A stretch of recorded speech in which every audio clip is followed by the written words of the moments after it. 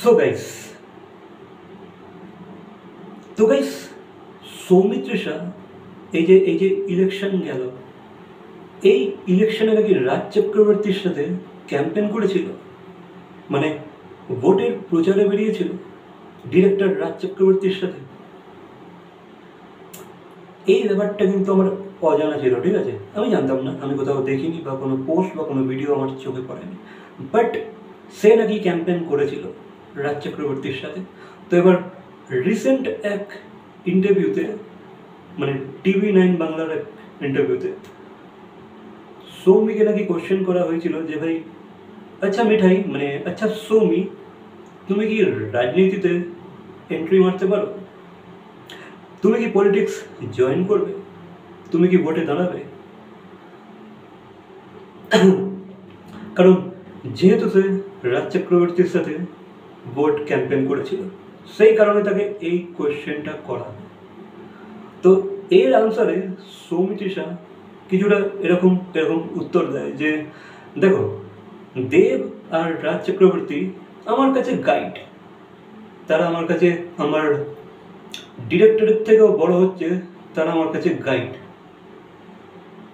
তারা আমাকে খুব গাইড করে, তারা আমার ক্যারিয়ারের বিভিন্ন বিভিন্ন সময় আমাকে গাইড করেছে। তো এটাই সৌমি জানিয়েছে সেই ইন্টারভিউতে।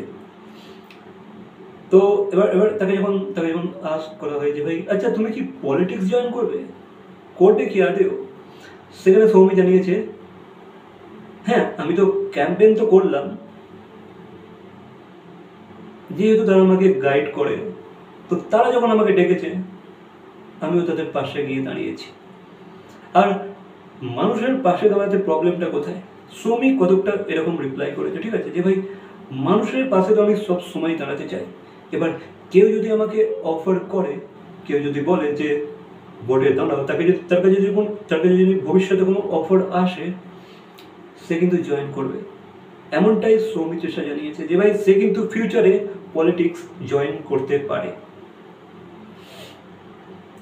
এবার দেখো, যত অভিনেতা বা অভিনেত্রী পলিটিক্স জয়েন করেছে তারা কিন্তু তাদের ক্যারিয়ারটাকে পুরো ঘেঁটে ফেলেছে, তারা দুটো প্রফেশনকে একসাথে ক্যারি করতে পারেনি, তারা অক্ষম হয়েছে।